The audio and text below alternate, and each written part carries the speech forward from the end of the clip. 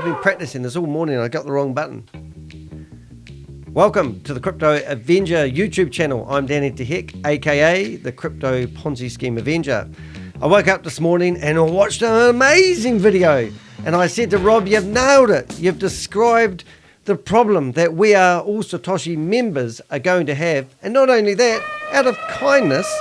Oh, no, where'd that come from? Morning, I got the wrong button. Out of kindness, he's actually provided a strategy. YouTube channel. I'm Danny De Hek, aka the Crypto What the hell Ponzi was that Scheme sound Avenger. coming from? I woke up this morning and I watched an amazing video. And I said to Rob, you've nailed it. You've described the problem that we are all Satoshi members are going to have. And not only that, out of kindness... Oh, no, where'd that come from? Morning, I got the wrong button. Out of kindness, he's actually provided a strategy. YouTube channel. I'm Danny De Hek, aka the Crypto What the hell Ponzi was that Scheme sound Avenger. coming from? I woke up this morning Where is and I that sound watched coming an from? amazing video. And I said to Rob, you've nailed it. I know You've why. described the problem on the that we bloody are all live. Satoshi members. Oh my God, that's embarrassing. What a way to start off. Right, so we've just stuffed up everything I've been rehearsing all morning, and we've now got the real Rob on screen, and we're also broadcasting live on the internet. What an embarrassing start to a morning to bring my guest speaker, Rob, and we also have Bill Johnson in the background. Hi, Bill. Speak, Bill. Hello. You won't get kicked out of this chat room, my friend. Now, if you don't know Bill Johnson, he actually helped bring down the 24-hour party session that we are all Satoshi were having when they were doing crypto mining. And he's our friend. Is he that Bill Johnson? Yeah, he's not Tugman, because Tugman, we don't know who Tugman is, but we do know that Bill Johnson has a lot of talents that we would like to employ. But if I had your talents, Bill Johnson, I would probably get myself into a lot of trouble. Yeah, so you're going to use them for good or for evil? Avenging. Always good. Yeah, that's cool. So what we thought we'd do today, I've got a few weirdo things happening. We're trying something new. I've obviously got new scenery. I've got a live chat room. And what it means that people can actually join in and chat with Rob and I as we go through his latest video. Now, Rob's done about 5 or 6, or maybe actually 4 videos ago, Rob, you said that you were not doing any more videos. So what happened? I know. Look, mate, I'm seriously considering. Even yesterday, I was actually thinking I'm spending too much time on this. I need to get a life. Excellent. Well, it's Sunday morning in New Zealand. It's 7 minutes to 11. And I thought that we would do a screen share and we'd go through the best video I've seen you actually put together. I'll be honest, Rob, I actually got jealous watching it because you have a business degree and you explain things to me very slowly and they still go over my head. But I must admit, the video that you did last night and put online this morning was just amazing. And I thought, hallelujah, hallelujah, hallelujah. You know what I'm saying? So I've given you a nickname. Thank you very much, Crypto Ponzi Scheme Avenger. You're called CryptoSage as your new handle. Wow. Yeah, and I did give you all sorts of nicknames to go with it. So let's get into it. What I need to do is this is going to be complicated, and I'm not even sure I'm going to do it right. First thing I need to do is share my screen and bring up your video, which is there, and then we need to change our layout. Oh, this is working, I think. Oh, not quite. And here we go. There's 2 of us on the screen at the moment, but now I need to navigate. Now, what I want to do, first of all, is I want you to navigate to, I want you to find out how to find Rob's video. So here we are. This is actually my YouTube channel. And if you scroll down to the homepage, you can see, oh, there's Tugman there. Hello, Tugman. You can see that I've actually added Rob's video into my playlist called Ponzi Schemes and Scams. And you can also see other videos. And I don't want Rob to actually dominate my YouTube channel. In fact, I'm going to delete your videos when you get rich and famous. But in the meantime... Wise choice. Yeah, no, here we go. So this will probably be playing halfway through. And we also have a chat room. So what this means is you can chat along the way as we watch Rob's video. and hopefully we'll get the sound. Oh, that's Jesus, isn't it? He's all dressed up as Jesus. Chavez, aka. Yeah. All right, so we're not going to talk all the way through it, but Rob's going to give me a wave when he wants me to pause, or if I've got any silly questions, we're going to ask them along the way. Or sit Here we go. Crash. Here we go. If you're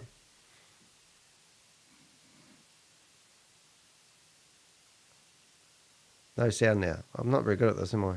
a WAAS investor, you have a dilemma.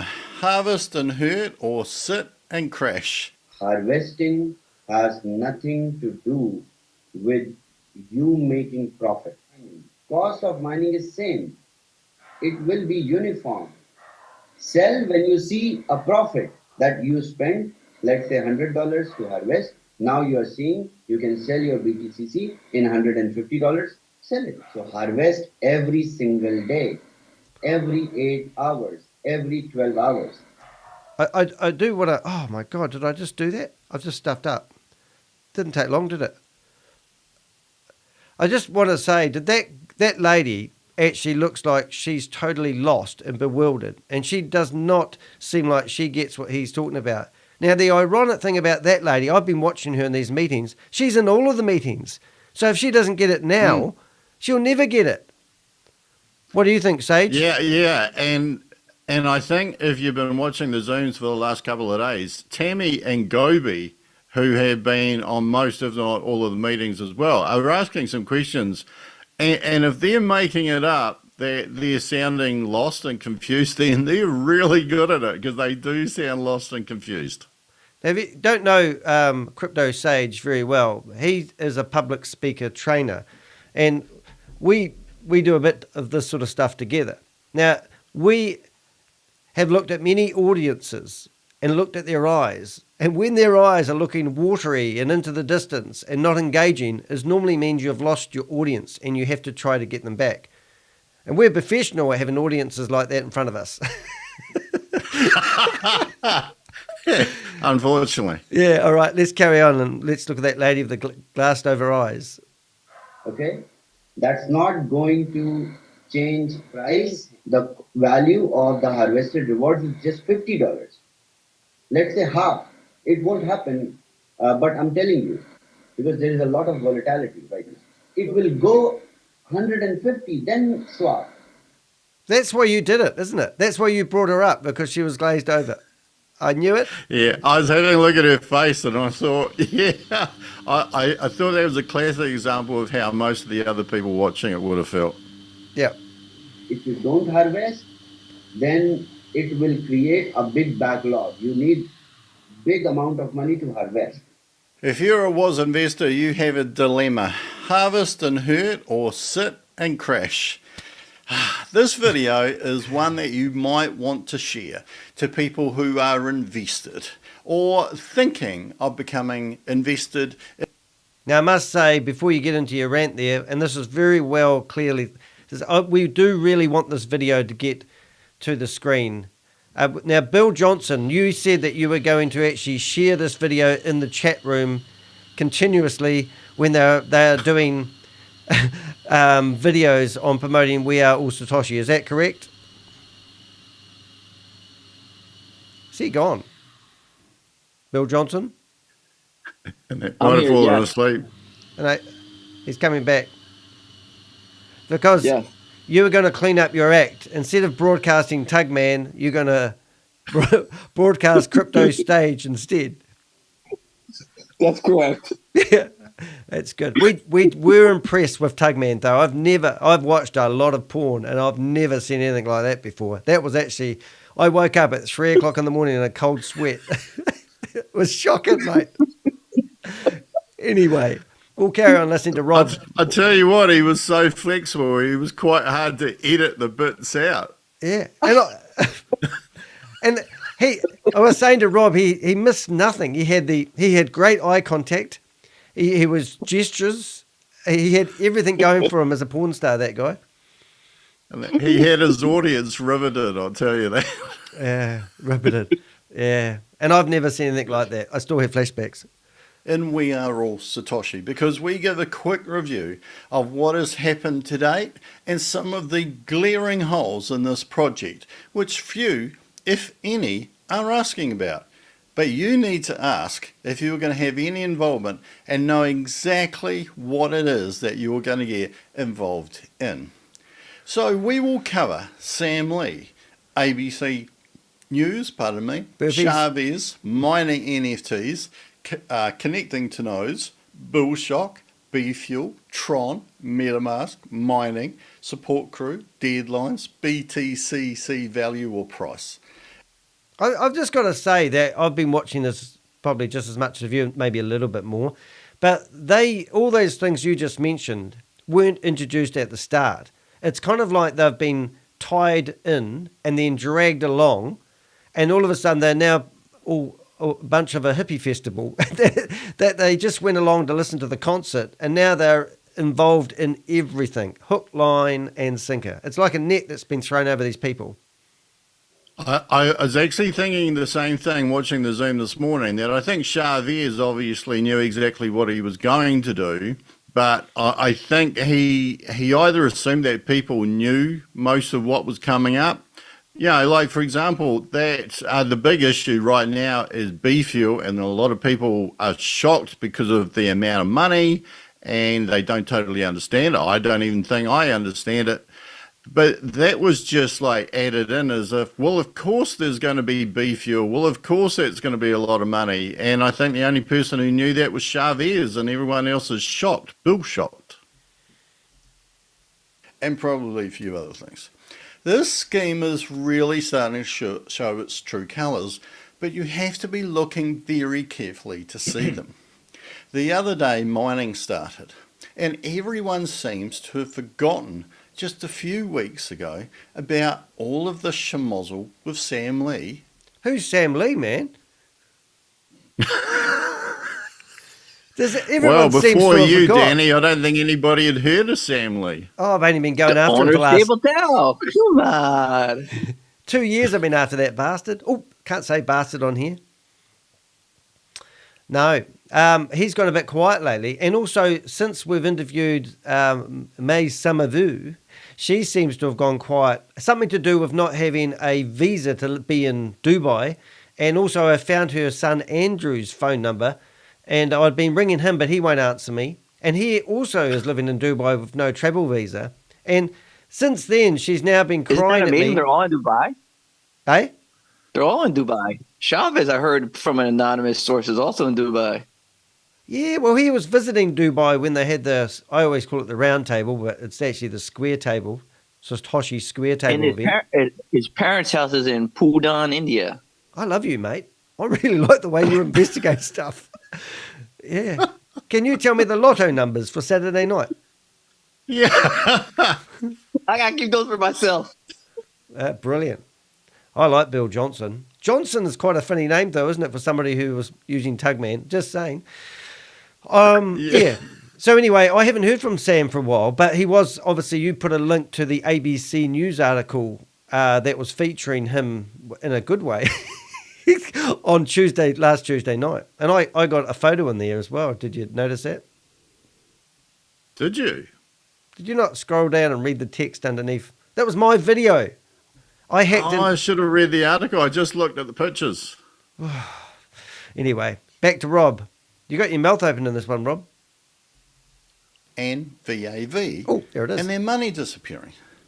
And it's still not returned. And weeks later, you haven't heard a thing. And it's looking like it's not going to be returned either. Oh, that's my video. You copied my video that I gave ABC News. I borrowed it for fair use purposes.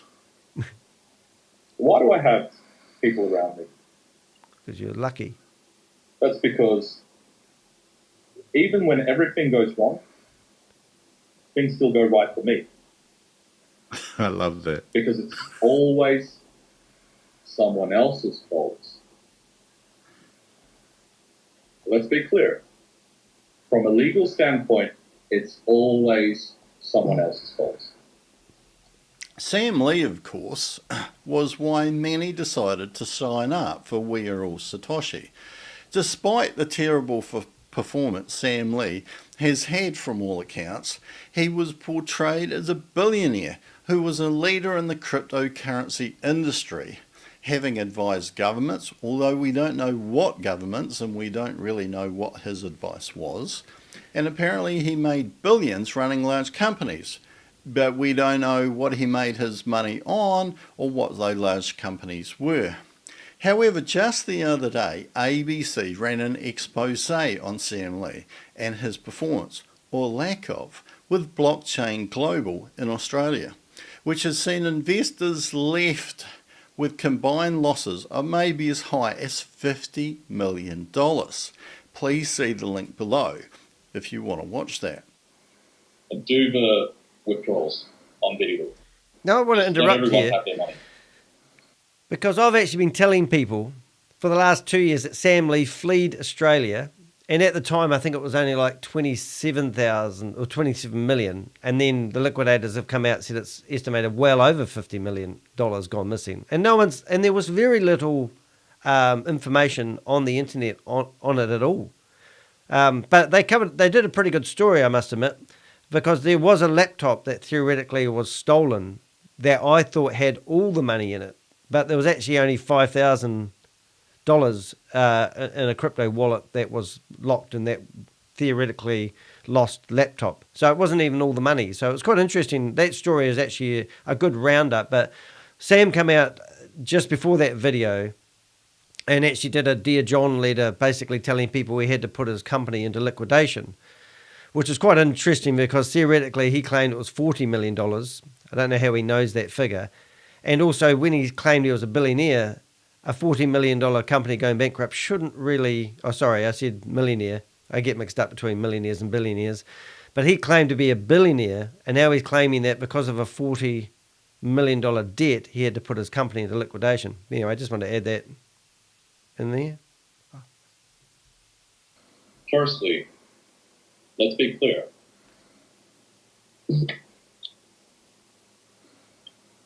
How do I do that? How do I do that with this? And you know what? Business first, charity second. Business first, charity second. I need to be a good businessman, make the money that I make, and then, of course, give back to the community. So overnight, Sam Lee is gone after a private meeting with leaders where they asked him to become a little less visible.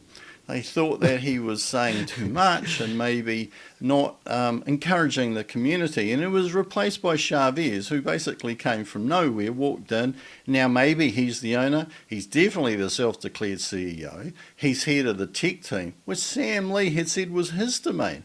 Remember when Sam said that he's safe as the tech guy? Whatever happens, doesn't matter. He still earns his 2%. Well, not anymore. Chavez does. And lately, he seems to be, that's Chavez, the only employee, as he sits on numerous Zoom meetings, walking people through, sometimes getting very frustrated with them, as multiple people have walked through how to connect their miners to nodes, how to find out what's happening with the NFT that hasn't arrived so that they've actually got their miner, bridging their accounts from MetaMask to Tron, explanations of Bull Shock, which nobody knew about, and BFuel, seeking help to actually get the NFTs for the miners that they paid for.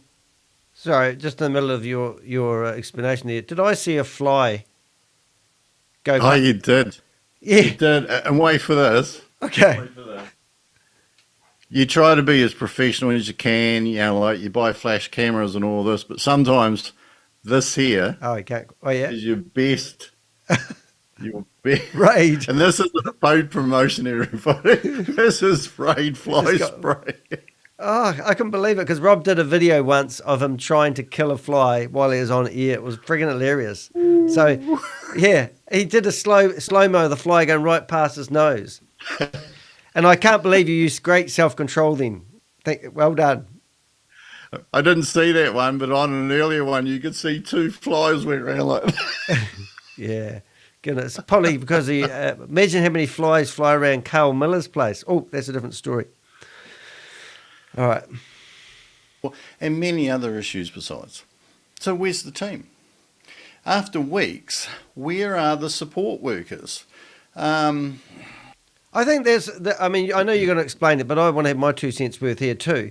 Because Sam claimed to have 5,000 employees, and then he went back to 700 employees. And now, but wouldn't you grab a camera and walk through and show people your team working, even if the Privacy Act, I mean, wouldn't you give some validity to that statement if you could? You stay there. I asked the same thing about Transit Cart, and nobody could do it, which supposedly has a huge financial team. They never do, though. That's the game that people don't quite get, you see. Yeah, I think there's a really important point there as well, that Sam, who basically headed all this, he gave the impression that he had that team in the background, that he was doing all the work, basically all the same work that Chavez is doing, but he only got 2%.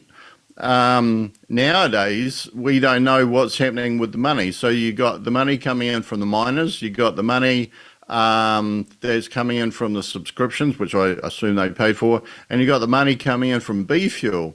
So is that still 2% going to Chavez and only 2%? Is 30% of everything going into the Vault Horizon or Proof of Reserve? And is the other 68% going into the marketing budget to pay everybody their withdrawals? That has gone strangely quiet.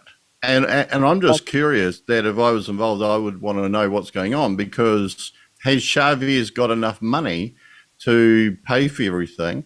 Or is he getting all the money that's going into the marketing budget or all the money from BFuel? Well, the secret squirrel is following that. The one Volt has absolutely nothing in it. I'm tracing the other Volt, and another exchange is working on their main deposit address. Does that start with B, that other exchange? Yes. Cool.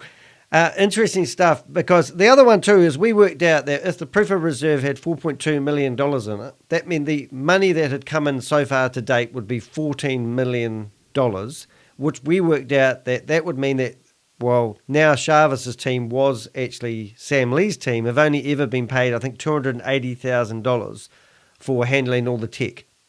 But the question is, they have this $260 million advertising budget that disappeared, mathematically impossible, because they said the reason that money disappeared was because people withdrew all their money in a hurry. So going by the 70,000 people that are involved, it's mathematically impossible for the rewards that they were offered to actually withdraw $260 million worth of advertising budget. However, so I've gone on live with Chavez face to face, and I've said to him, where did that $260 million advertising budget come from? And he claimed it was from the mathematics of their 68%, which would mean there should actually be 114 million in the proof of reserve if what he was saying was correct. And if he's not correct, and some other philanthropist actually put in $260 million as an investment to get this project off the ground, then there's no, as Rob pointed out, there's actually no way of that investor ever getting his money back out of the platform. So why would he do it? Any thoughts on that? There's a whole lot of questions there, but just before we do, yeah, right. There's a whole lot of questions there that basically the community ought to know. But the other question that I would like to know is, what were you guys talking about before about the deposits going into another exchange? Did I understand that right? I was talking about because I signed up as a member, a fake member, just to follow the money. I checked the Vault of Horizon. Yep.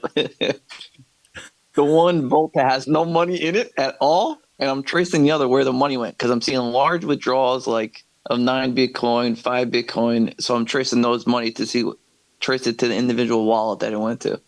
Then I can tell you. Then I can tell the exact amount who got what. Wow. I can tell you.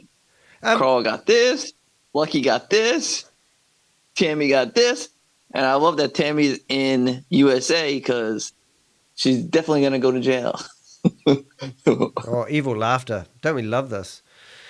This is good. Here's one you guys missed. I flashed the phone numbers up on the screen. So Chavez got real pissed during one of the meetings. Chavez and Dundee got real pissed. Tammy was like, uh-oh. And I guess I think I might have mistyped one of her digits to think that like we don't have her number. But her heart will be throbbing. Good stuff, guys. The other one that we'll have a bit of a discussion after this, because there's a couple of other questions I wouldn't mind answers that you can think about in the meantime, is like their blockchain, is it certified? And also we had another expert in here that said about the NFT that they are creating as miners. Don't you have to have certified NFTs as well? Yes, because not to go into politics, but even when Trump had those weird ones with him, with weird hair as a cowboy and stuff, those had to be registered. Right. And they get registered on the real blockchain, not their own blockchain, I assume. Correct. That's what I keep saying in the chat rooms. Like, yeah, amazing. And what they also don't say, because Chavez refuses to answer in the chat, is like a real miner, any crypto miner will give you the speed. It'll say it's this. Right. And when you mine, the difficulty does not go down. It always goes up. It rarely goes down. Oh, right. So that's another thing. No, good stuff. Now, if you are listening to our live stream, there's 11 people on here at the moment. Whoop, 10. What did you say? But anyway, feel free to chuck comments in the comment box, and you can see the comment box on the screen as we record. This is our first time we've done something a bit more tricky than normal. So we'll carry on listening to Rob. That's a great... I'm actually quite impressed how long you held that pose for, Rob. That's it. Same. Oh, my. There's only volunteers from the community. Where's the paid staff? Is there any paid staff? It seems to be left to Joe or Carl or Tammy, Lucky, David or Gobi, maybe a few others that I don't know, who seem to know part of what they need to know, but not all of it. We just must admit, Carl Miller got totally busted by Tug Guy's efforts the other day by his pay slip. And that, I just can't get over that this guy's claiming that he knows how to make people billionaires and his support staff are on the dole, receiving $738 a fortnight from the Australian government. Now, I've reported him, and I've also done a video on how to go about reporting the guy. And then not only that, the payslip just so happened to have his home address on it. And it looks like he's a graveyard for old vehicles and Winnebagos. It's just incredible. Yeah. Anyway.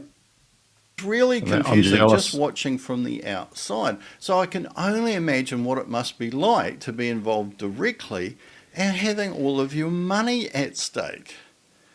The announcement of the customer support team, which was about a week ago now, seems to be an announcement after the horses bolted. It would have been welcome right now, but one does wonder how long it's going to take to get that up and running. I do like the fact that you used the horses bolters, especially since you used to be a horse trainer, just saying.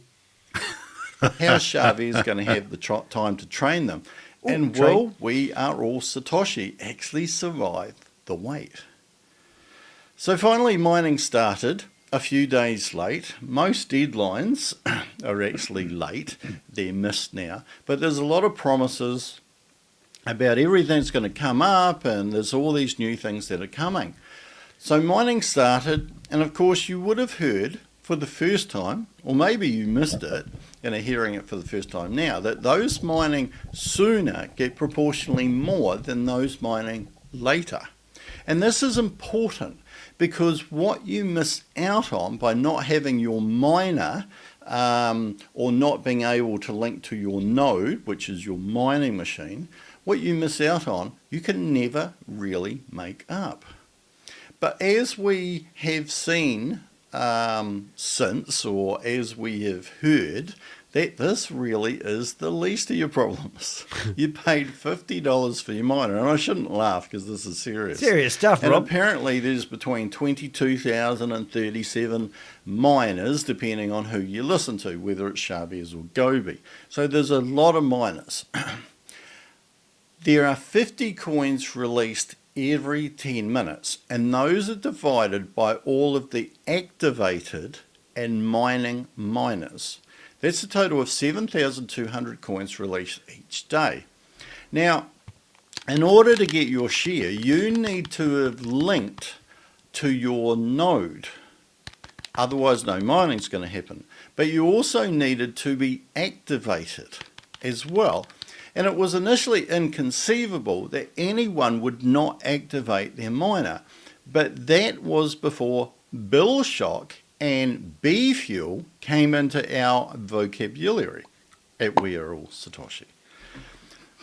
Once the haven of telecommunication companies, bill shock refers to getting unexpectedly high phone bills with charges you hadn't considered or realized you were incurring. So Chavez decided that people needed to be woken up a little. All the way through, I've listened to these presentations, which are on YouTube for anybody to hear, with a critical ear. And I never once realized that that small number attributed to BFuel, which I didn't totally understand, would take on a monumental importance. That's right, Chavez. You're in fine form here, Rob. I've seen you public speak a lot, and even the change of camera angle. I know you flipped it, but it was brilliant. You know, clear, pronounced words. I'm absolutely jealous of this. This is, even I understood this. You'd have to be a friggin' monkey not to understand that. You know. Well, that's a glowing endorsement if I ever heard one. Even Danny got it. Because if you bought your miner and you're an idiot, and you're sitting there thinking, "Oh shit, I've bought my miner." What I love that you're doing here is you're even giving those people a little bit of hope that they can do nothing like they're originally signed up for, and they can actually do nothing, but they can harvest but never, no, they can mine but never harvest, and they'll actually just, if this ever pulls off to be a rich thing, there's a win-win. So it's best to do. Yeah. Like that's a really important point there that, you know, like there's a lot of people I've seen on some of these meetings and they're really concerned that they don't have the money to harvest. And, you know, like whatever they bought, however many miners they bought may have been what they saw as the investment, like the main outlay of funds. And it still can be, because if the concept does work, I don't think it'll work, but if the concept does work, mate. It's going to work. Well, if it works, good on them. That's what I can say. I can't see it working, but if it does work, you can just sit there. You know, like your miner's still going to mine as long as you've attached it to the node and you've activated it. And if at one stage down the track you need to harvest, you will be able to see exactly what the price of the coin is that you can harvest and sell for. So, you know, like it's a win-win. It's wise to sit. So what I got from that is basically you've gone into a hardware store and you've bought yourself a hammer, and you've got the hammer home and you've got yourself on a blank section, a bit like Carl Miller's house. And now they said, now you're going to build a house with it. And you're going, but I just bought the hammer. Okay. Unless I missed it, and I'm pretty sure I didn't, never for a minute thought to tell people about this massive charge. That's right, a small number, but a massive charge. It seems that BFuel levels are chosen by the people in leadership, which in this case is Chavez, and they are used to rake in money for basically whatever they want. He gave a crazy analogy about bananas. That's it. And I didn't get it. I'm sorry. I did not get it. But what it means is that for every second your miner is active or activated, it is incurring a BFuel charge. Now, I haven't been able to work out what this charge is exactly, but the figure you see on your account looks astronomical, usually in the tens or hundreds of thousands. To convert it to USDT, you multiply it by 0.0125. So it's 1.25%. The thing is that when BTC launched, it supposedly was worth $3, but it's costing $20 to $25 plus in BFuel to mine. And as more miners get bought and activated, two things will happen. So listen up. The amount of coins mined by each miner will decrease, which means it will take longer to mine one BTCC coin. And that means that the BFuel cost, which is charged by the second, will be larger for each coin. It will cost more and more to mine each coin, and it will become slower and slower as time goes on and more people come into the market and buy miners. Somehow, despite no trading having occurred, that's right, no trading has occurred, the money spent on BFuel has a built-in effect on the cost of the coin. And this is where it gets really bizarre. Don't miss this point, ladies and gentlemen. Listen up. Chavez is saying that this is a good thing. That the more you pay for BFuel, or the more you pay to mine the coin, the price of the coin goes up because of the extra cost. This is ridiculous. Like, it may be how this has been set up, but in the real world, it means if it takes me 2 days to dig a sack of potatoes.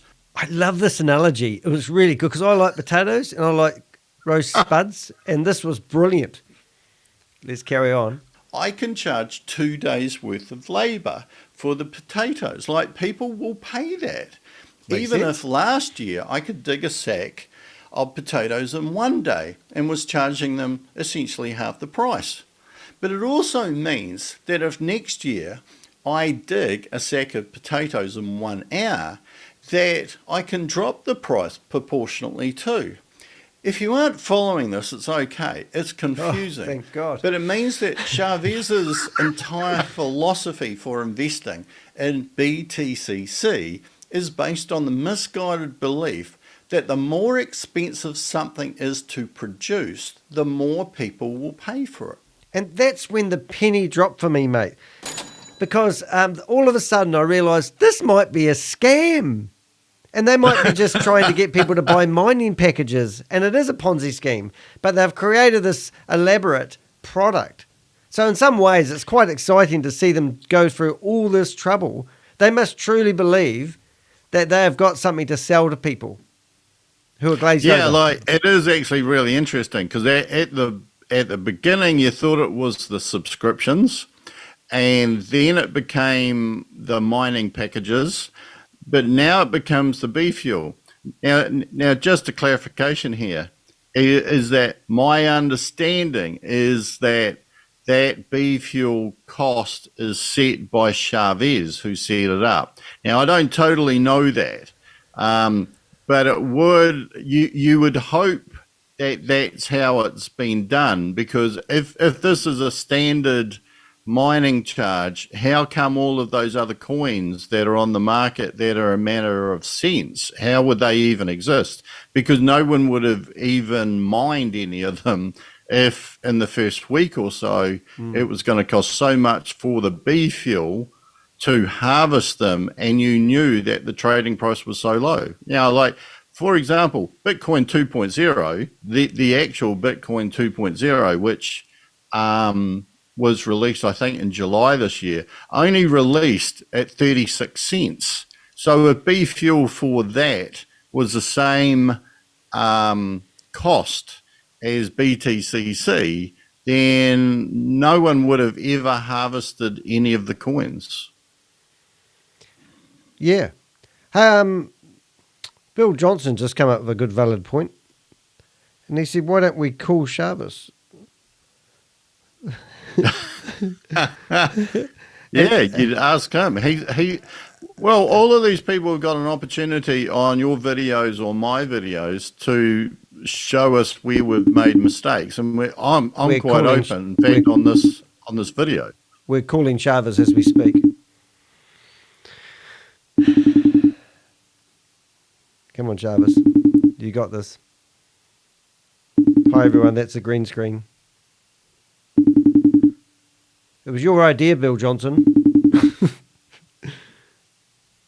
He might be in a Zoom meeting. He lives in Zoom, doesn't he? He might be asleep. Yeah. No, he doesn't want to answer us. Well, we did try, Chavez, but, you know, for some reason you didn't want to do it. Oh, no, I've lost the screen now. Here we go. Back at it. All right, we'll carry on. No, it's really good stuff. Also, I don't know if Bill Johnson knows, but that BFuel thing, when people deposit money into that BFuel, where does that money go? That's what we're trying to figure out, isn't it? Or who sets the price of that fuel? You don't know, do you, Bill? George? And I think he's gone to the same place as Chavez. He's back. Oh, he's working on that. No, he's on the back. We've got. He's still deleted. So he's. We could ring up Carl. I might ring up Carl in a minute, but at the moment we'll carry on listening to Rob. I just don't get that. This just isn't true, as people need to have a reason to buy something in the first place. And there is basically no reason to buy this coin. Outside of We Are All Satoshi, outside of the bubble, it's worth nothing. And it's only worth money inside the bubble of We Are All Satoshi because of the hype and emotion being created by Chavez. He even says that, I feel, if you listen carefully. So go take a breather for a day, couple of days or a week and come back and think about this point with a clear head. I'm pretty sure you will see that I'm right. There's actually nothing here that you're buying or mining. Anyway, what does this mean for anyone who has spent $50 on a miner and has BTCC coin waiting to be harvested? Well, right now, you have only spent $50 for the miner. And while I'm no financial advisor, I will say you have a choice right here. Boom.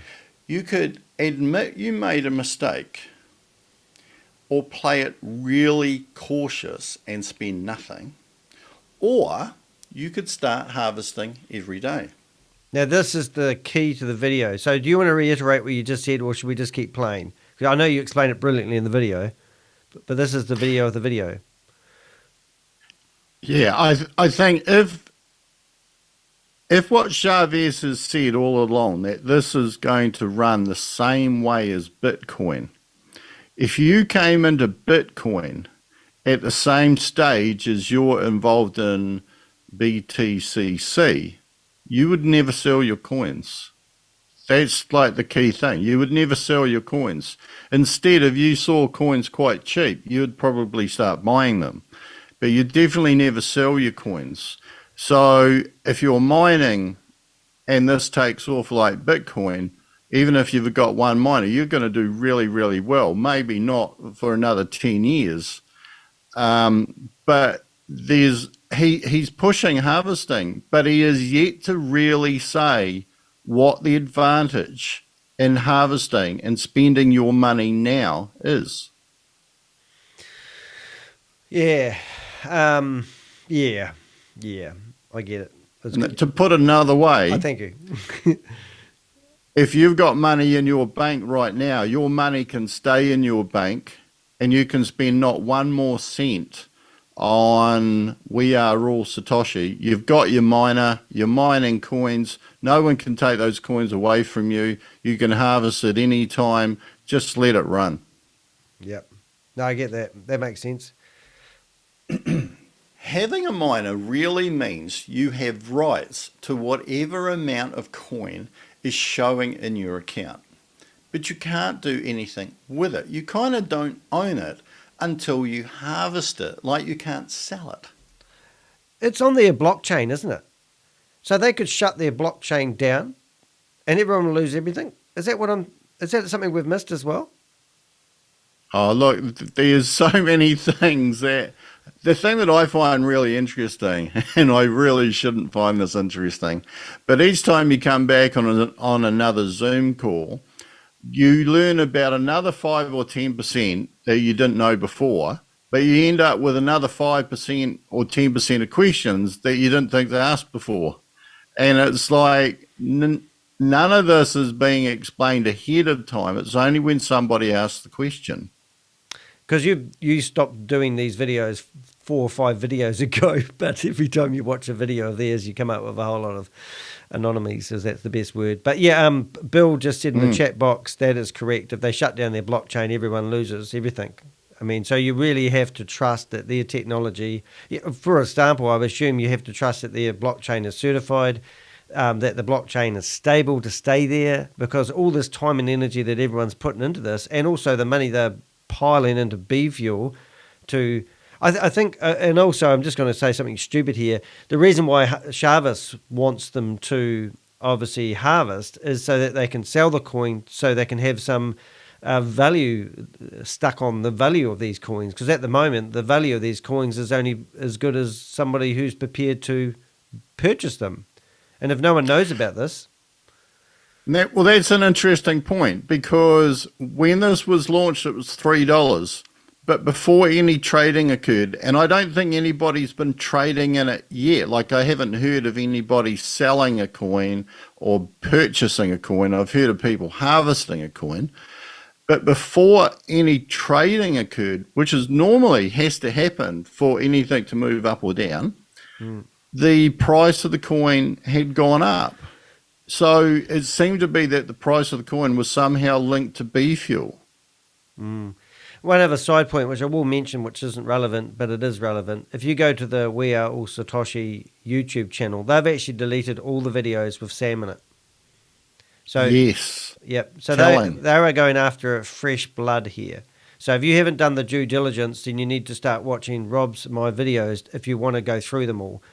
Remember, Sam's just been featured on ABC News, and the video of him talking was a private video where I somehow managed to get access to it. Not as good as Tug Guy, but I sat there and recorded it and then broadcasted it.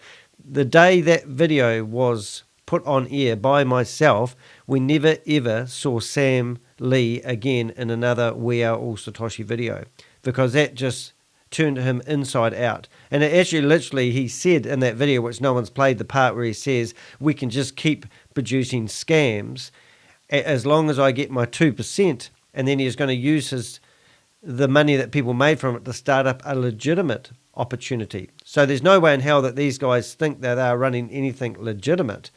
And when I interviewed Summer, who's now promoting Vend, the third attempt to start up VidiLook, she claims that she did not know anything about Sam's history, and she was continuously promoting these scams, and she was going to hide behind negligence by promoting Sam Lee projects, even though I pointed it out to her, blah, blah, blah. Since then, I haven't seen her on any other Zoom meeting. So these videos that we're doing, we have got better things to do with our time, but I'm here, I can't speak for Rob, to name and shame anyone running a Ponzi scheme or a scam. And even though they might criticize us for our actions and say that we don't know what we're talking about, and I don't know the difference between a token and a coin, we seriously are making an impactable difference by producing these videos. We're actually causing enough disruption, especially Tug Guy. I mean, he's a legend. I want to meet Tug Guy. Tug Guy, if you want to come on one of my Zoom meetings with your clothes on, you're more than welcome. Love to meet Tug Guy in person. Must have taken a lot. I won't carry on. Anyway, back to Rob. And just while we've got you there, Bill, you've said some comments in the background here. Have you got anything you want to chirp in and say? Ellis has made his return. Remember that guy, Mayberry? Ellis Mayberry? Yeah. Yeah, he's back. He's in a low level scam right now. He's kind of copying these stepping apps where you pay to do steps. Oh, yes, I know the one. I've seen that one. Yep. Sniper shoes. Oh, he's in that one.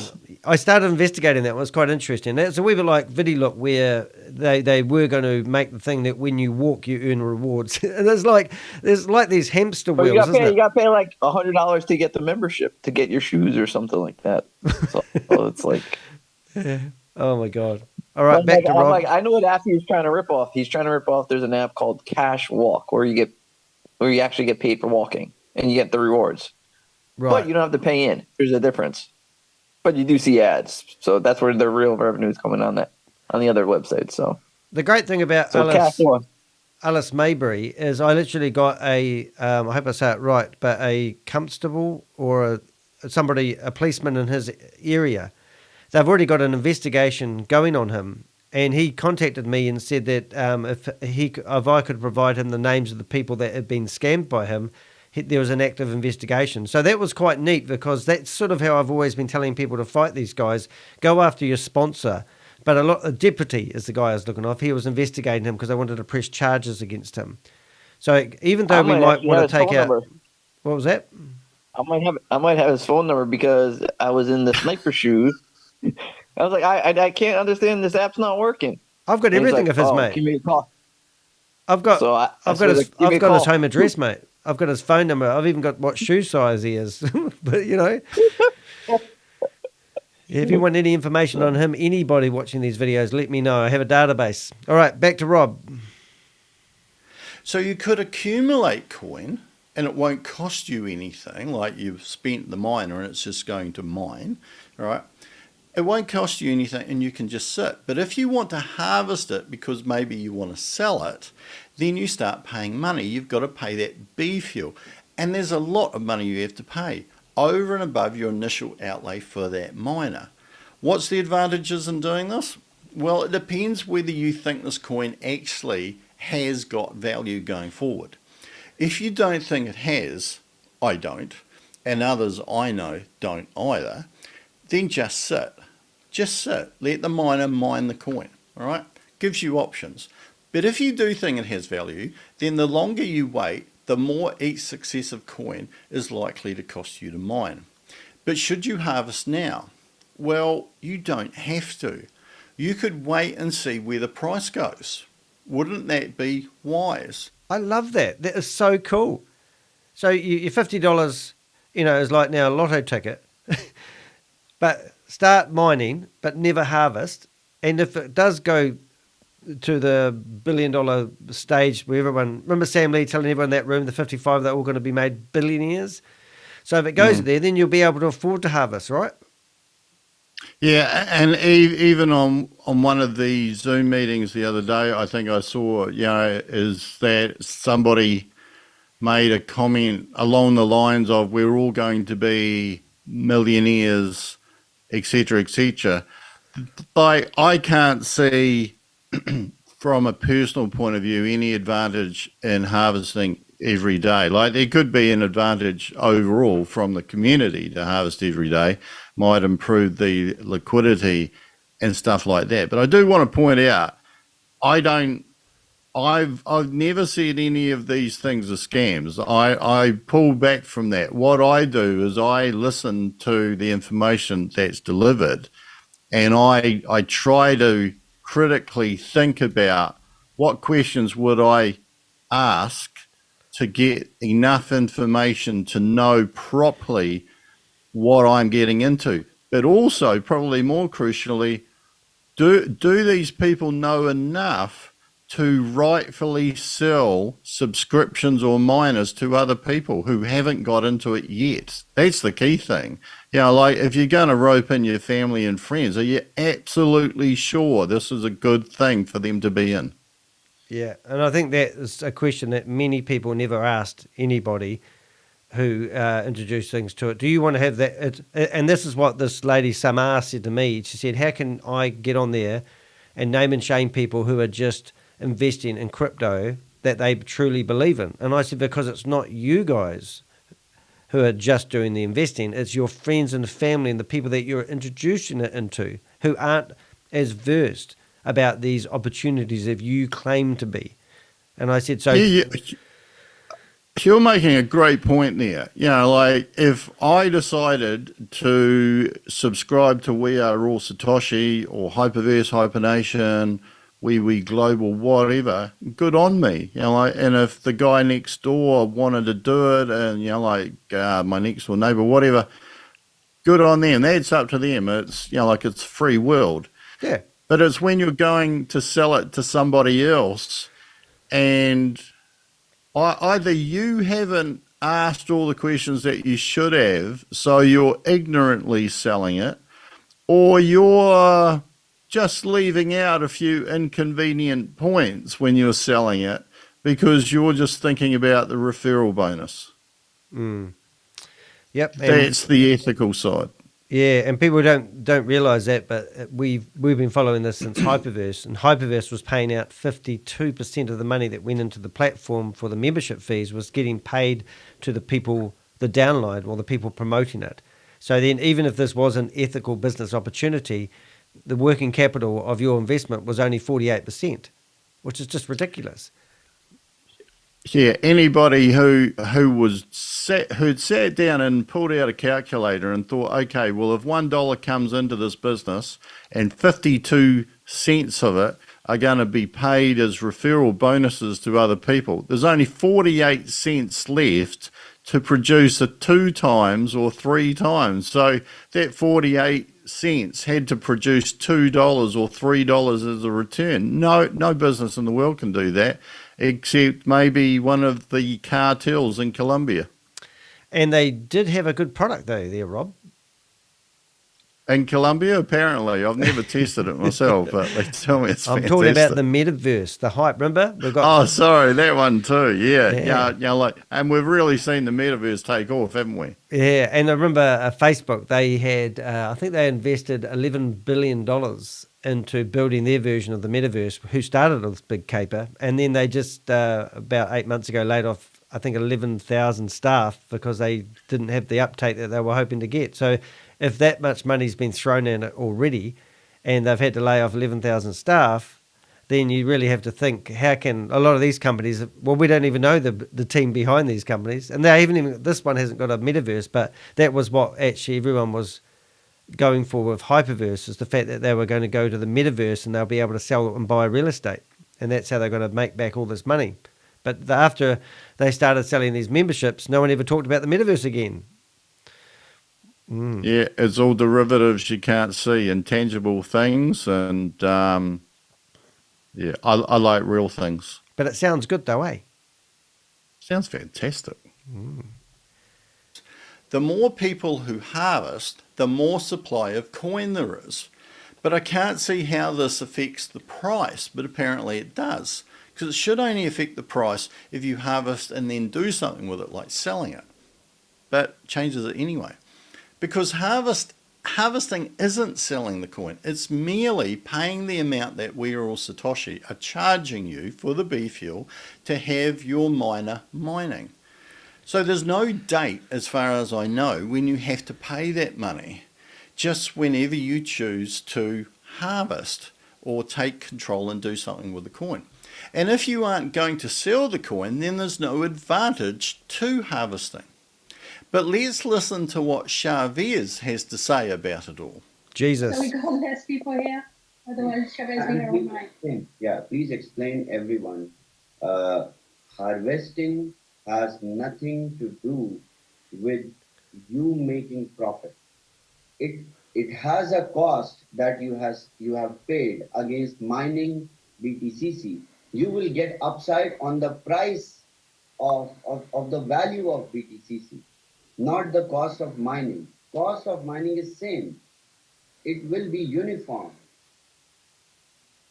Yeah. For harvest, but sell at an upside.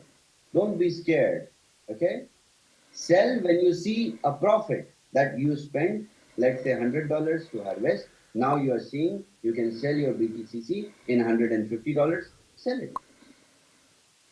So selling is another thing. Swapping is another thing. But initially, you have to harvest to claim your harvested BTCC. So harvest every single day, every 8 hours, every 12 hours.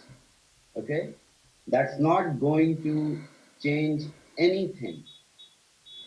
Yeah.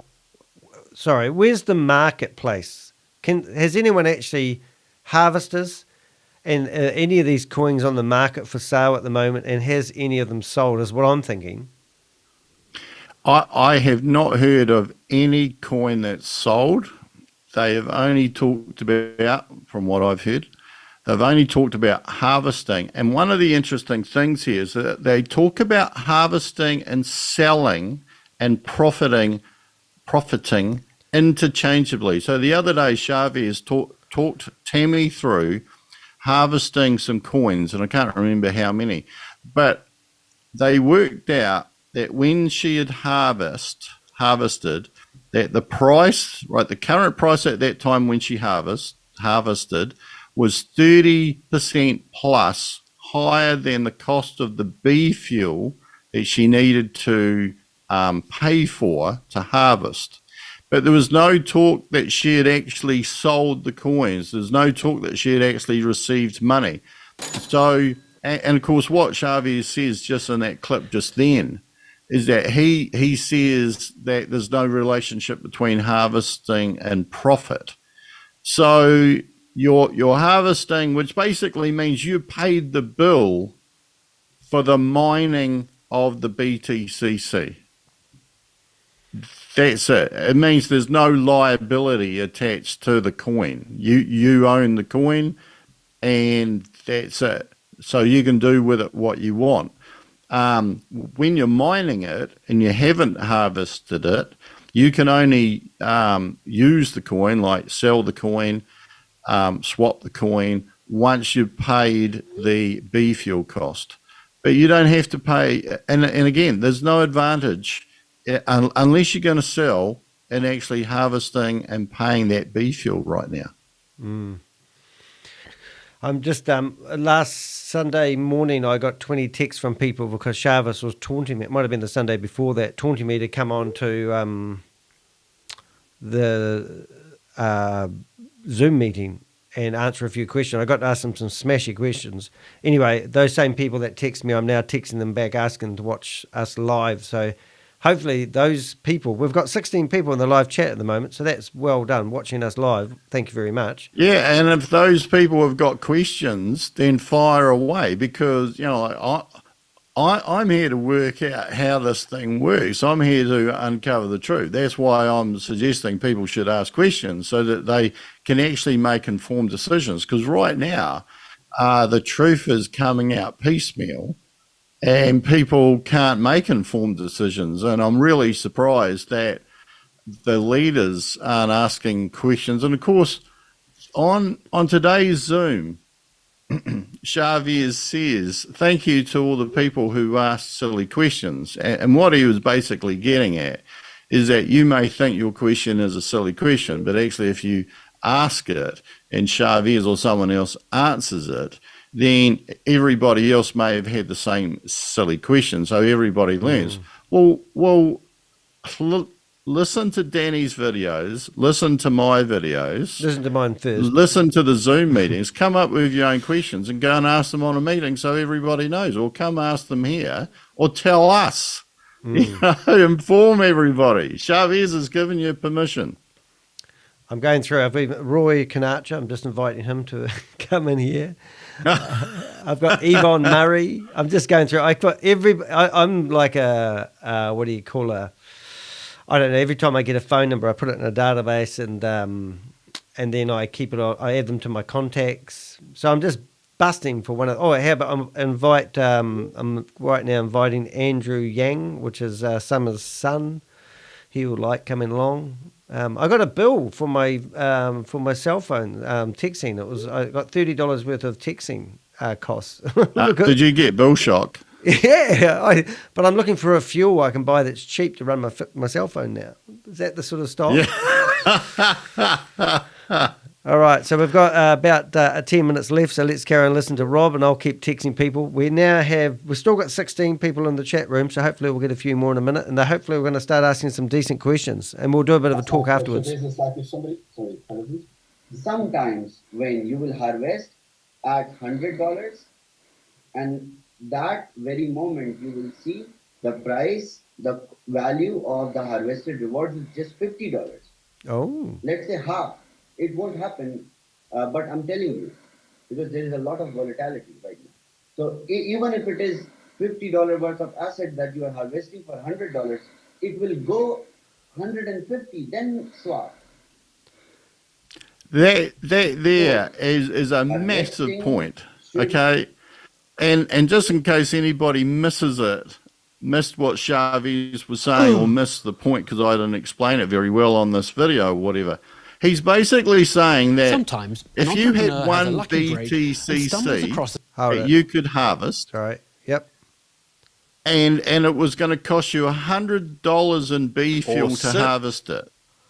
And you go and have a look at what BTCC is trading for, and it's $50. He said, well, it doesn't matter because that price is going to go up. So you should go and harvest your BTCC, pay $100, and now you've got control of it. Well, that's absolutely nonsense, because if that was a real life situation, I'm getting quite animated here because this just defies all laws of economics. Yeah. If you had $100 right at that moment, you'd be better off to go and buy two $50 coins if that's what they're selling for.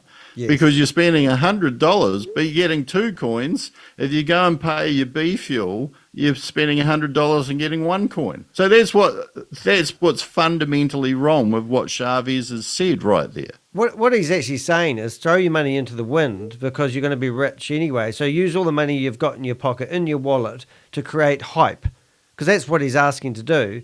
And then don't worry about the money. Just forget about the money because you're going to be rich soon. Just go do what I tell you to do and don't question it. That's basically, and today he said that people should, that when they wake up, right, so this is on today's Zoom call, he said when they wake up and they're half asleep and all that, they should go and harvest their coin, not even have a look at what the prices were or something like that. But he said you should harvest it no matter what.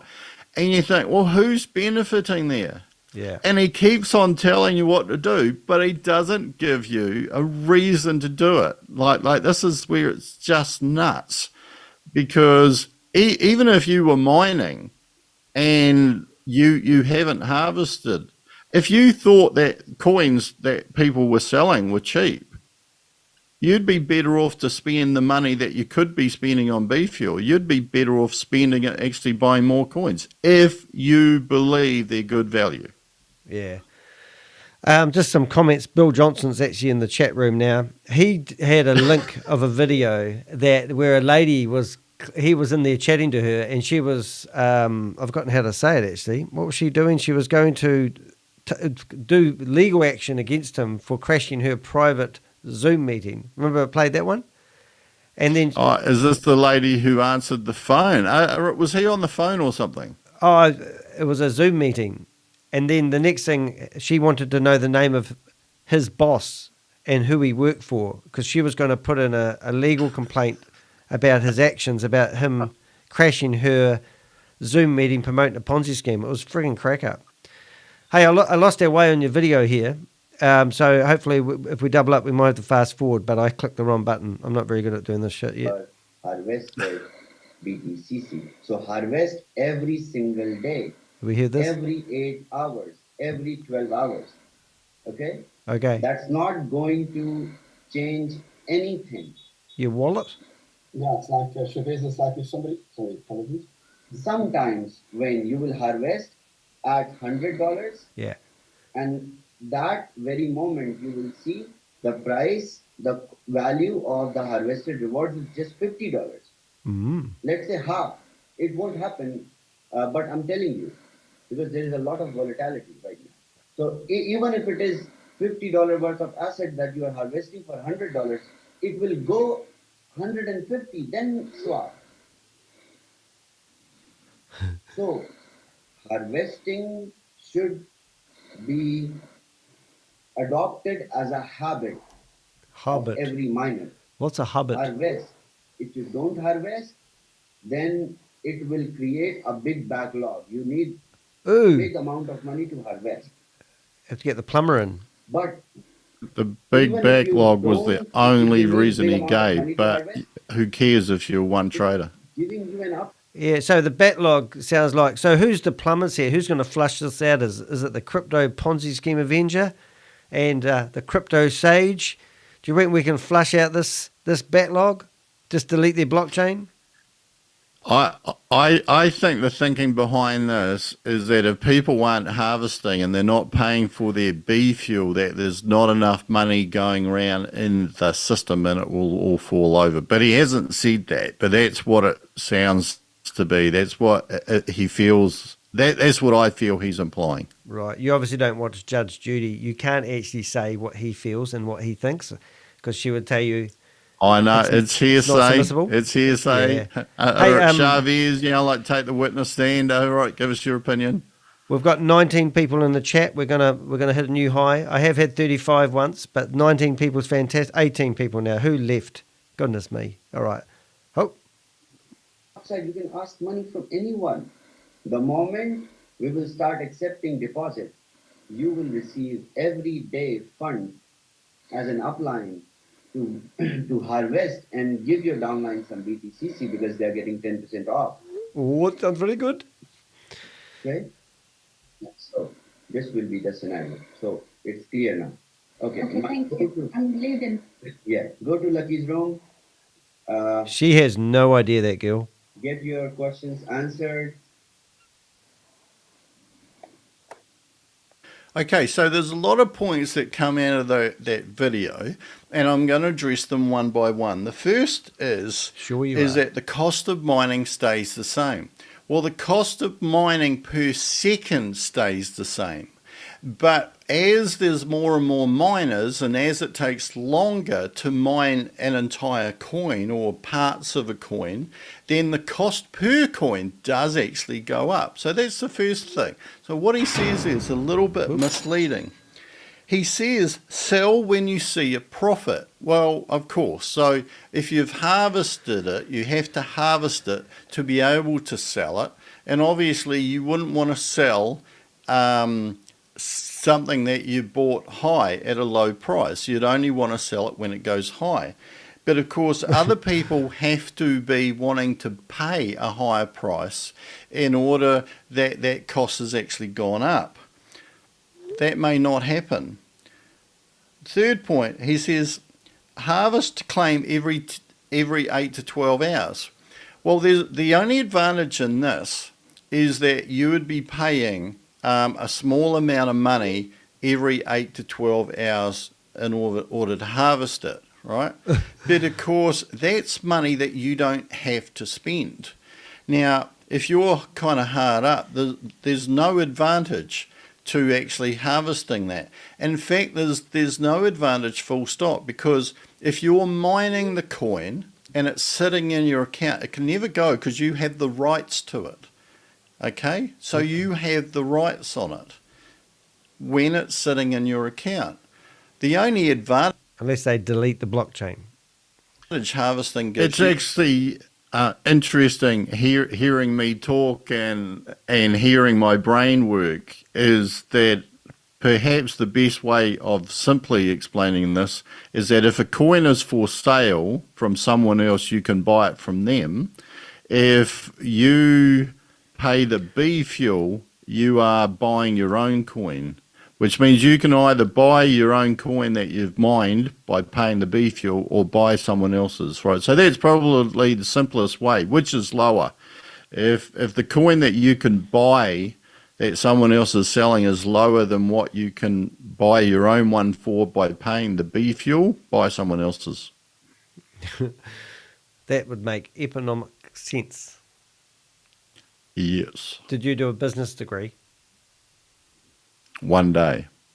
You did. Many moons ago. Yeah. Many moons ago. I left school at 14. I should have. Is that you can sell it. I'd be better off. But the interesting thing is that the whole concept of this was to mirror Bitcoin. So think about Bitcoin. No one would have sold their Bitcoin in hindsight, and we supposedly have this. Now, I don't buy this for a minute, but this is kind of on one hand what he's asking you to accept, is that this is the second Bitcoin. So even if you could harvest it for $30, $40, $50 and sell it for even $1,000, why would you? Because if this is Bitcoin, at some stage it's going to go up to like $30,000 plus. If you sell any of it, you can only sell it once. Why do it? So if you buy that this is like Bitcoin, you should never be selling it. And if you're not going to sell it, there's no reason to harvest it. He says, harvest at $100 because you created habit, even if it's selling for 50. Well, that's nonsense. Nonsense. Because if the price of the coin is below the cost of the BFuel that you'd be paying in order to harvest it, you're better off not harvesting it. Just sit and wait, right? If that starts to skyrocket up well above the amount of money that it's going to cost you on BFuel, then of course, if you want to sell it, if you want to tap out, cash out if you like, then you're going to harvest. But there's no point in harvesting if the cost is well below the cost that you're paying to harvest. The price, the value at that time is well below the harvest price. Just don't do it. No one would tell you to do that. If you walk outside of where you're all Satoshi and told that to somebody, they say, well, I can buy a coin at $100. It's actually selling somewhere else for 50, but I know this is going to go up to 150. What you would do in that situation, you'd actually, if you were convinced it would go up to 150 or higher, you would actually go and buy the coins. You would leave your coins where they were. It's not worth buying them at all because you've got that option. You've got an option on your coins, but you could go and buy someone else's coins straight away. You'd have to be sure that they're going to go up though. You remember going to the circus and there was that guy that used to have the needle and he'd spin the plates and then he'd spin the next one and the next one. I reckon that's what Sharvis is doing right now. He's trying to keep all the plates spinning. He's got a lot of plates spinning, mate. Yeah, and I think he's dropping a few. Yeah, and no one's going, what about the crunchy stuff you're walking on? No, I'm not in bare feet. No, I don't know. This fuel cost is kind of like, all I can liken it to is a car and you're at the petrol station and whether you fill up when the petrol's at one price or the other price, and then whether you turn the vehicle on after you've got a full tank. Because a lot of the video screen sharing I've seen, you can see people's fuel disappearing at a rampant rate because they're busy mining.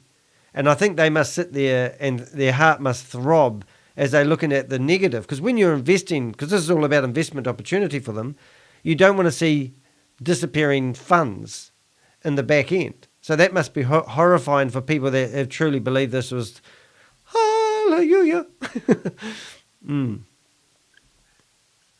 Yeah, I think the number that is showing in your BTCC balance, the best way to look at it is to say, as that goes up, the number of BTCC that I can buy, that I have the option to buy, and no one can take it away from me, goes up. It's an option to buy, and BFuel is the price, but it's an option to buy. Got it. What else did he say? What else did he say? Harvest is a habit. Oh. Harvesting is a habit. That sounds like NLP training to me. That's what I've watched these guys and they chuck in these, you're going to sit there and your subliminal brain's going to go, harvesting should be a habit. I want good habits. I must harvest. I'm busy today. I'm harvesting. Habit means that you should forget about the current market situations and just go and blindly do what you want to do. This is nonsense. Warren Buffett would be, I was going to say rolling in his grave, but he's not dead. But he just would not agree with this. This is nonsense. Hope he doesn't listen to my YouTube He said channel. if you don't harvest, there'll be a massive backlog and it'll cost you lots of money. It doesn't matter about a backlog, right? It just does not matter about a backlog, right? Because actually it means that you get to keep your money in your bank account and you have control. The moment that you pay that harvesting money, all of your money's gone and you've got a coin, which basically you're going to sit on anyway.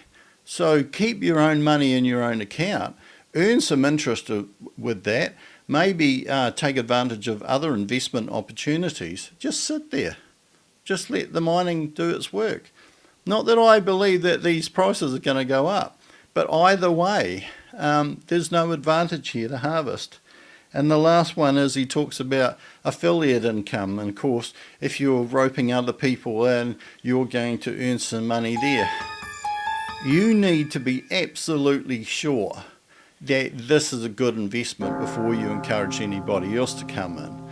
So there's a lot of decisions here. But if you agree with what I've said, that's great. But if you don't agree with what I've said, and you absolutely know that it's false, then come and tell us. Put your comment in the comment section.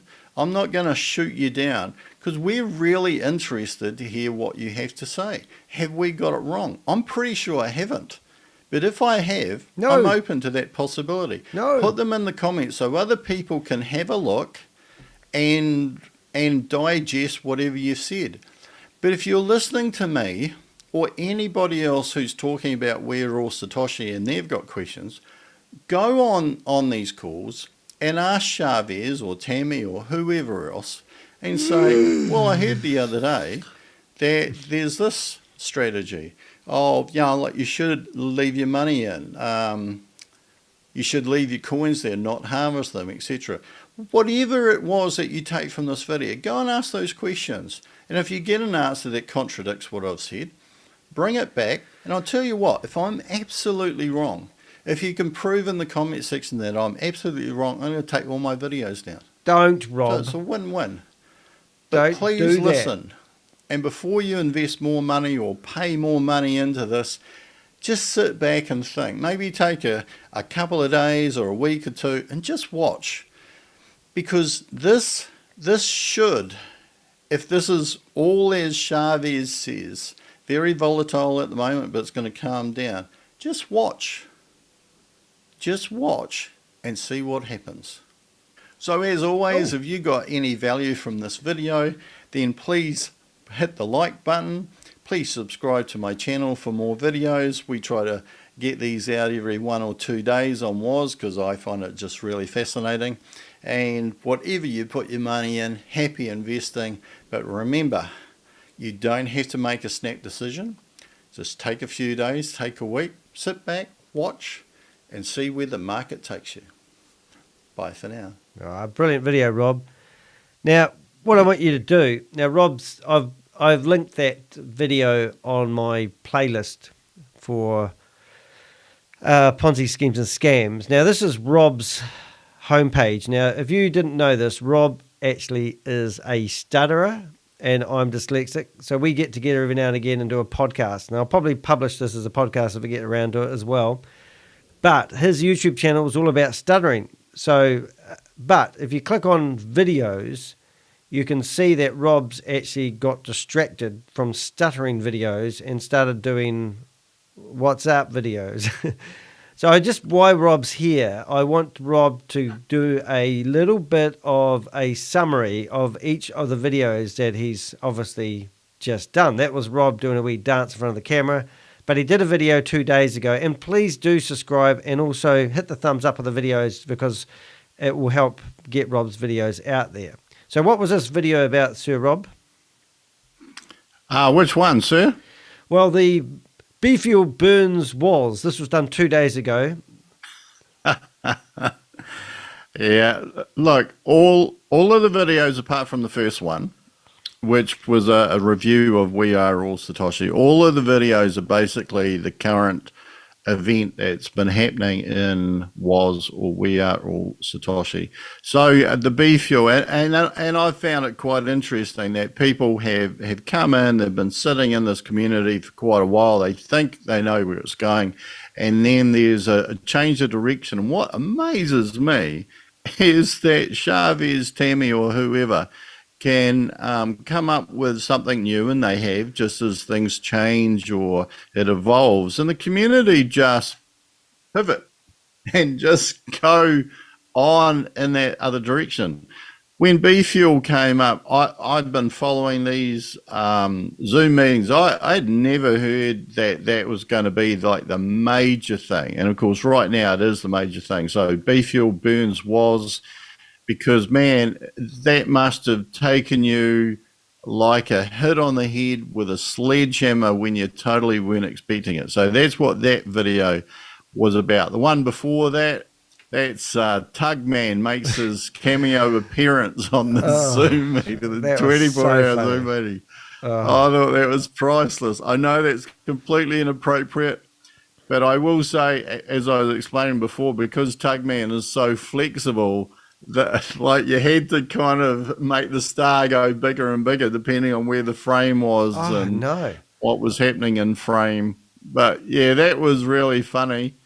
But it was also quite interesting that it was a 24-hour Zoom meeting, and you think, how could you keep people interested for 24 hours? And of course, fortunately, they didn't have to.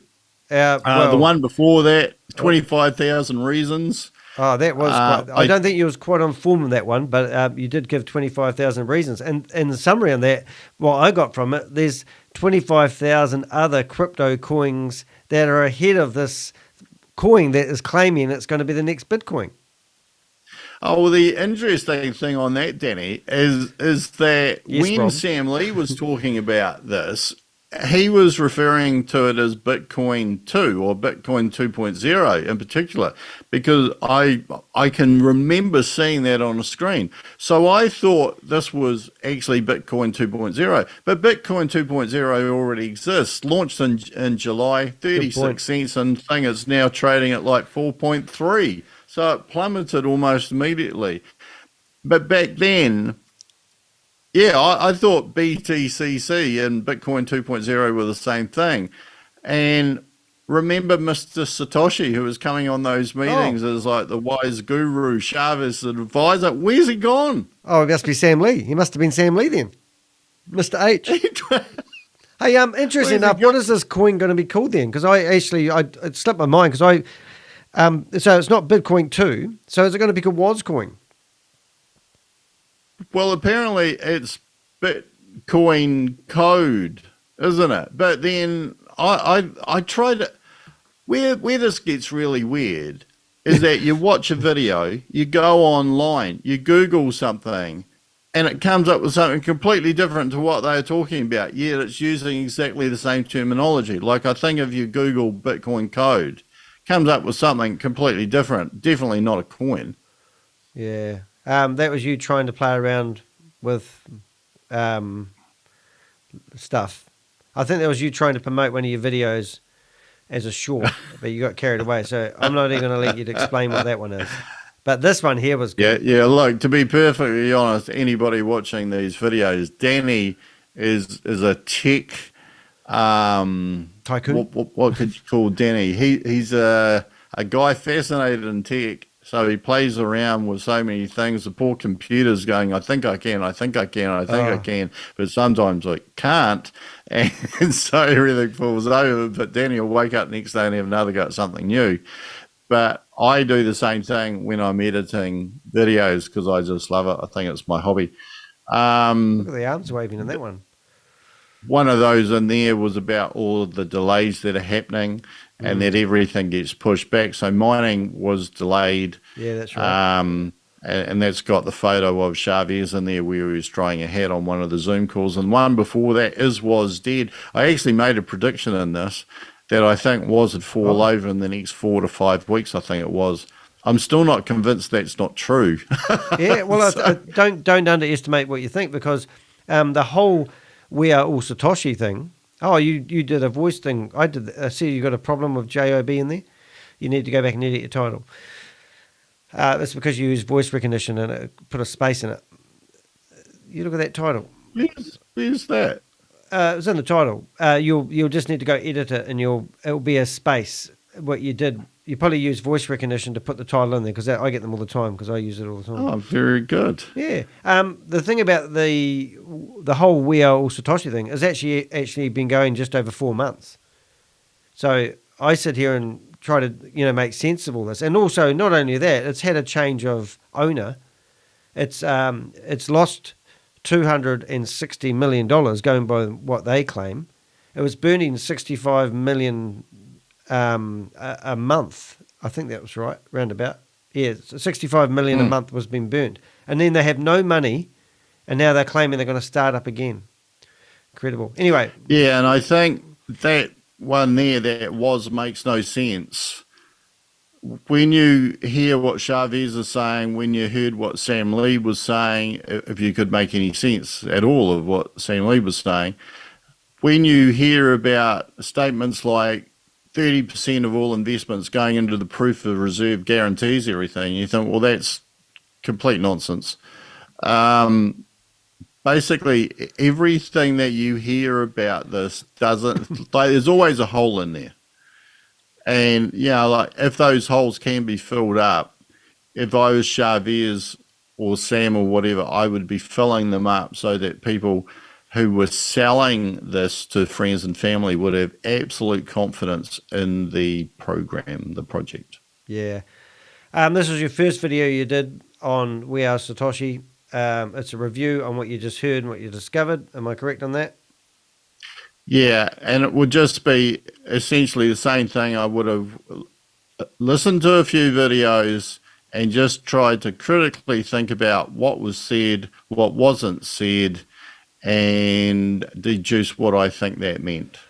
And you can too. Anybody can. And Rob's motive, Rob's got a daytime job. I haven't. I'm trying to be a full-time YouTuber. Now, you can look at the traffic on that one. Rob's actually got about 750 views. I wish. But we go and produce content that ranks, this one here has got 1.8 views. And this was actually Hypercosmos. And there's meant to be lots of people involved in Hypercosmos. And Rob put together a video about, you know, what is a Ponzi, what is a pyramid. Very informative, 12 minutes long, 1,800 people looked at that video. So we could sit here, and if we really did just want to build a YouTube channel rather than warn the people, we could create content that ranks better than this stuff. So we're fascinated that people were actually blindly following the path of Chavez and Tammy Jackson, even Sam Lee, that we're producing videos to help people in the community. Even this one here, who's that one there about? New York Times. I think that one just on the side of the screen that says, "Are you liable?" It's one of the interesting things that came up in a few subsequent videos that other people did, asking if you encourage somebody else to get involved in what turns out to be a Ponzi or pyramid scheme, are you liable? Yeah. And apparently, in some situations, you can be, particularly if you knew or should have known that that's what it was, and you profited from it. Right. Yeah, those factors all unite together. Oh, thank you, Rob. That's brilliant. I really enjoyed that video. Now, that video, as I said, is linked off my YouTube channel. And in the live stream that we're doing right now, I just want to give you guys a bit of a heads up on how this actually works. So along the top here, we've got a homepage. In the homepage, if I'm live, you'll see lives, and you'll also see what I want to show on my homepage. So I do have a playlist, Ponzi Schemes and Scams, and then I have past lives, which will be this one when it's finished. You'll see my shorts, and I got somebody who was trying to sue me for $3.8 million in the New Zealand High Court, and he lost and now has to pay $27,500. But I have a deficit of $8,000 odd to pay if they ever get money, because of the legal system doesn't work for us. But what I wanted to do is, I've got videos in here, and I did do a summary, which you'll see on the homepage of my YouTube channel when I'm not doing lives. But if you go back, I'm actually quite staggered to how much changes that this company's had in the last 6 weeks. And if I go back to like all the videos I've done, if I go back to 2 months ago, so here was a video asking you guys to subscribe. Here was me doing bloopers on how to say philanthropist. Now it just rolls out the tongue. Then you've got this video here. You've got Gobi, which I still think is a massive part of running We Are All Satoshi. Now, he's theoretically in bed with Sam Lee running Vend, and then he's been in here claiming that Sam had released 600 people to his care by the Prince of the United Arabics, and he homed them in could be a 5-star resort and gave them job, food and everything, because he was so well respected by the Prince of, the head honcho of the United Arabs. So Gobi came out and made that statement, never backed up by Sam. But when Gobi went back from the square table, he bought his brother-in-law or his brother a brand new car. So Gobi has also got a whole shit ton of tokens, hasn't he? And so's Tammy. So I reckon they've been given a whole lot of these miners packages, and we're talking 170 odd grand's worth of these mining packages. Is that what you saw? Oh, I don't know. And I have to admit, if you've been watching the last 3 or 4 days of the Zooms, you are starting to question what is actually going on here, because a lot of these people that we thought were maybe in cahoots or whatever look genuinely confused on these meetings when Chavez is explaining something. So yeah, I don't know. I don't know. All I can comment on is what I see. Because Tammy Jackson seems to be running the show, and then the other day just yesterday when Chavez was going to launch something, he actually asked Tammy Jackson for permission. And I thought, well, that's like, is she playing devil's advocate when she offers her, I don't know what the hell I'm doing questions. This one here was about drop shipping. That's what I do to survive and thrive. This was when Sam was going to bring back Hyperverse and rekindle it, because he was under NDA that he wasn't allowed to start up anything in competition with Hyperverse. But when they shut the financial doors of Hyperverse, Sam Lee's brainwave was to start up his version of Hyperverse, even though he claims he's never was Hyperverse or management team. So that video's gone to the wayside. And if you go to the Hyperverse.stable, I think it's called the Hyperverse.stable.net, you'll probably find the website still live, where they're asking people to sign up for the Hyperverse version 2. That's an old video I put back. This is when VidiLook fell over for the second time, and all the money disappeared. That was Fixall. This lady here had lost $45,000 in Hyperverse, and then I thought I'll interview her and find out her story. And halfway through the interview, she tries to sell me that Ultima is another Ponzi scheme that I should encourage everyone to invest in. That's going to pull them out of You can never take enough opportunities, Danny. Oh, I ripped that lady to shreds. This is when I was going to do a video about Keith Williams and his £3 million mansion that he lives in, claiming that his claim that he had stage 4 cancer was just a exit strategy. And then one of his best friends rang me up and told me he does have stage 4 cancer. So I rolled with the video anyway, but then I told them what I heard. In that particular video, you can actually see I'm text chatting to Sam Lee for 3.5 hours, and Sam admits he's not a billionaire for the first time, even though 2 months prior he's been telling everyone he's a billionaire. That was the video where Sam was claiming that you put in $150 or $750 or $1,500 that you were going to get your money back within 48 hours. And then all the rest of the money was going to stay on the platform, and he's going to figure out what to do with it. People lost thousands and thousands of dollars to this Ponzi scheme. That's the first real Ponzi scheme I've seen where you literally don't have a product or a service, just give us money. That video was a summary of the court. The judge that gave the summary of this guy gave him a scolding. This one here, I mean, if you haven't been following what we've been doing, this video here was Sam Lee walking through the Silicon Valley in Dubai, showing 8 buildings that he leased and claiming that he has thousands of staff. But he could have just walked into any one of those offices and did a video of the staff rather than pointing out buildings that he's leasing. It's just absolutely ridiculous. So that was I gave that one to the ABC News. This was a cruncher. 5,200 people listened to Garrett claim that he got paid $55,000 out of the collapse VidiLook. And he also provided evidence that he wasn't the owner. And this was the video that they used on the ABC News, which was in Rob's video as well, where Sam's basically saying he's running scams. It's just absolutely shocking. So you can see that we've done quite a few videos. This is the video I did claiming that these guys are just puppets and there's a big organisation behind them. That was Garrett ringing up to tell me more gossip. This is Rob and I celebrating that I've just clicked over 5,000 subscribers. We did the uncut and the real version. Woo-hoo. The problem with that was it was shocking audio. And this was our first introduction to Jarvis. This was literally a month ago. Jarvis is now the new tech guy. And he had a corporation that he started at the age of 17. He worked for Marble Studios.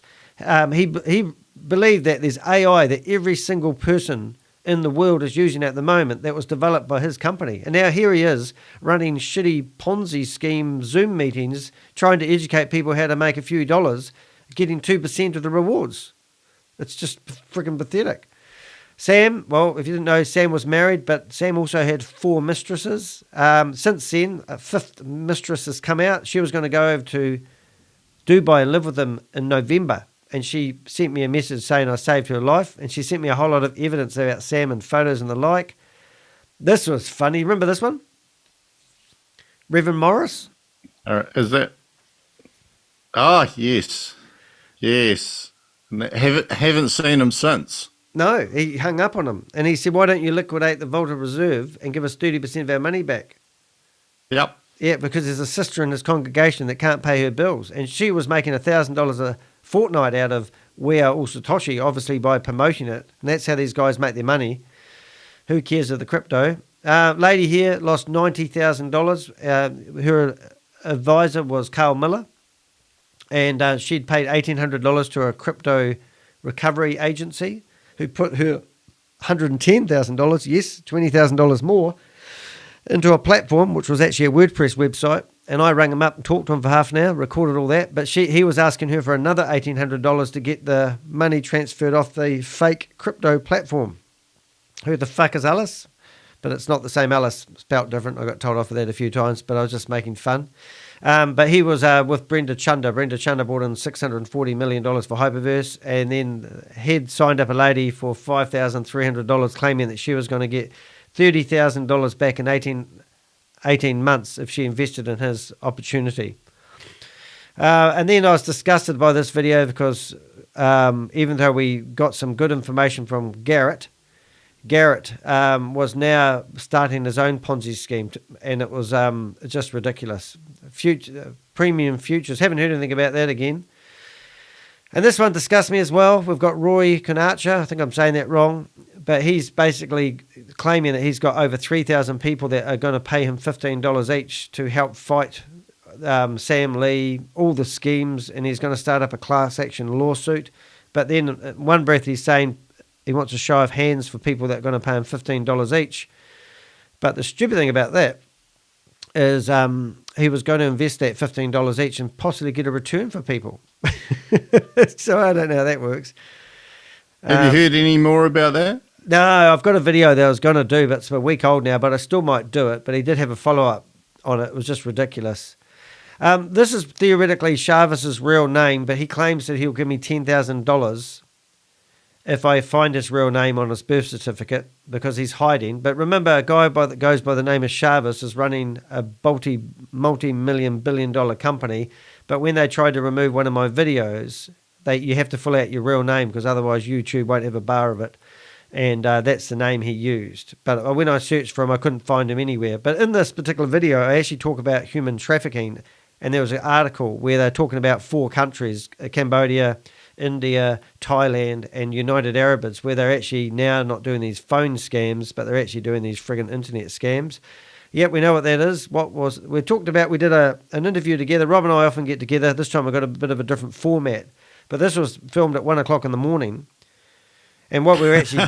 You could probably tell. Oh, but the thing is, it's like a jigsaw puzzle. The information you provide me, so if you go to dehek.com, search for my last name.com, you'll find I have a form where you can provide me information. I get tons of information from people. I even got Ryan Jew's phone number the other day, so that was exciting. Keynote speaker, it must be 12 days ago. They crashed. They sent me 20 texts, which I've just texted those 20 people today, asking them to join us on our live. But they taunted me to go into their Zoom meeting, so I did. And I got to ask them, where did the $260 million come from that you claim you already lost? Oh, my God. Crypto Dundee. Now, that was a pleasure. We're fully exposed to him. We now have his phone number, his home address, and everything that you'd ever want to know about Carl. He's actually on the unemployment benefit. Currently also works as a security guard at night time, going around protecting people's belongings. That's kind of ironic. Summer Mayview, I interviewed her. She was working closely with the hero Sam Lee, so that was a joke, but she gave me an hour and a half of her time.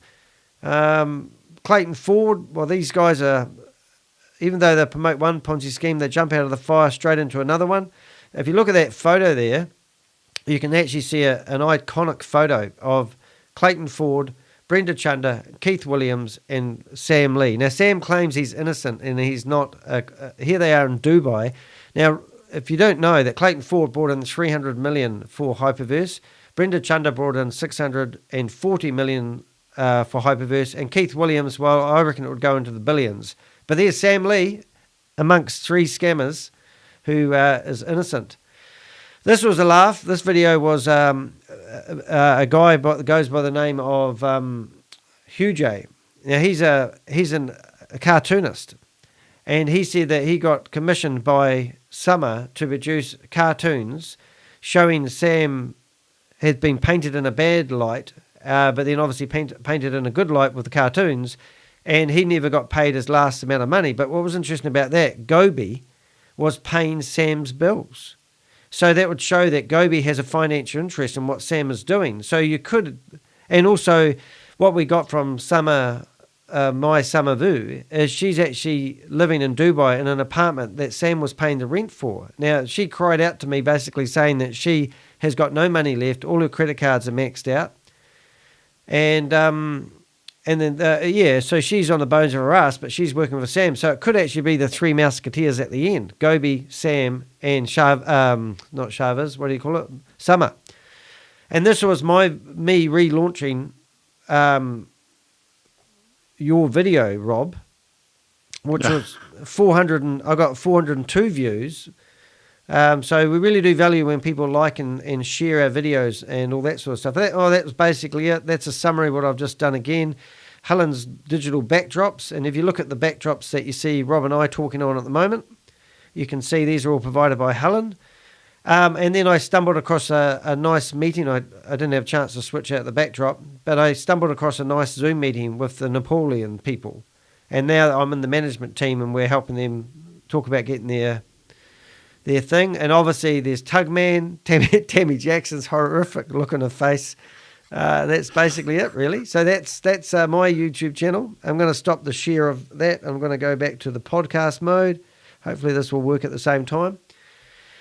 So there you go, Rob. That was our first Sunday morning review. Yes, well, we will see how next week goes. We might not have anything to talk about. Well, the closing of WAAS or Satoshi, who knows? It could be the game. The game is up. Yeah. It'll be interesting to see where it is a week on. Yeah. No, I appreciate your time, Rob. I don't know if we've got Bill Johnson still in the background. I think he's gone to sleep. He must be up at 4 o'clock in the morning. He's in the. I won't tell you where he is. Oh, let's say he's in Dubai. That would be funny, wouldn't it? Yes. Yeah. So no, good stuff, Spying mate. from a building near you. Yep. So this is if you have a look, this is my my avatar, and show him your avatar, Rob. That's cool. And if you look at the thumbnail, you'll see I gave Rob a pretty cool Crypto Savage nickname.